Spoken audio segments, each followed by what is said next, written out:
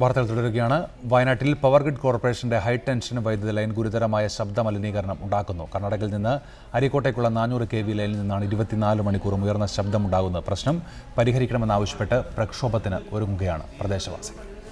വയനാട്ടിലെ ജനവാസ മേഖലകളിൽ കൂടി കടന്നുപോകുന്ന പവർ ഗ്രിഡ് കോർപ്പറേഷന്റെ ഹൈ ടെൻഷൻ വൈദ്യുതി ലൈനാണ് 24 മണിക്കൂറും അസഹ്യമായ ശബ്ദം പുറപ്പെടുവിക്കുന്നത്.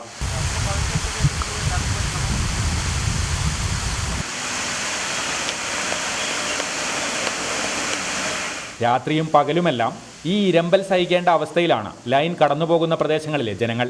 ഒരാഴ്ച മുൻപാണ് 400 kV ലൈനിലൂടെ വൈദ്യുതി പ്രവഹിച്ചു തുടങ്ങിയത്. അന്നു മുതൽ ശബ്ദവും തുടങ്ങി. ബുധനാഴ്ചയാണ് ചാർജ് ചെയ്തത്. അപ്പോൾ ചാർജ് ചെയ്തപ്പോൾ പെട്ടെന്ന് വല്ലാതൊരു സൗണ്ട് അപ്പോഴും അതിൽ തുടർച്ചയായിട്ട് വന്നുകൊണ്ടിരിക്കുകയാണ്.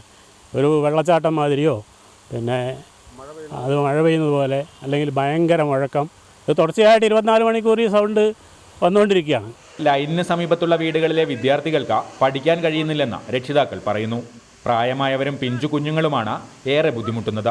ഇത് പഠിക്കാനും അതുപോലെ തന്നെ ശ്രദ്ധിക്കാൻ ഈ ശബ്ദം കാരണം നമ്മൾക്കൊന്ന് പറഞ്ഞു കൊടുത്താൽ അത് ശ്രദ്ധിക്കാനുള്ള കഴിവ് പിള്ളേർക്ക് കിട്ടുന്നില്ല.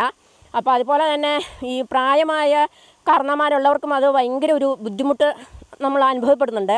വൈദ്യുതി ലൈൻ ചാർജ് ചെയ്യുന്നതിന് മുൻപ് അധികൃതർ ശബ്ദ മലിനീകരണത്തെക്കുറിച്ച് യാതൊരുവിധ മുന്നറിയിപ്പും നൽകിയിരുന്നില്ലെന്നും പ്രദേശവാസികൾ പറയുന്നു. പ്രശ്നത്തിന് ഉടൻ പരിഹാരം കാണണമെന്നാവശ്യപ്പെട്ട സമരത്തിനൊരുങ്ങുകയാണ് നാട്ടുകാർ. റിപ്പോർട്ടർ, വയനാട്.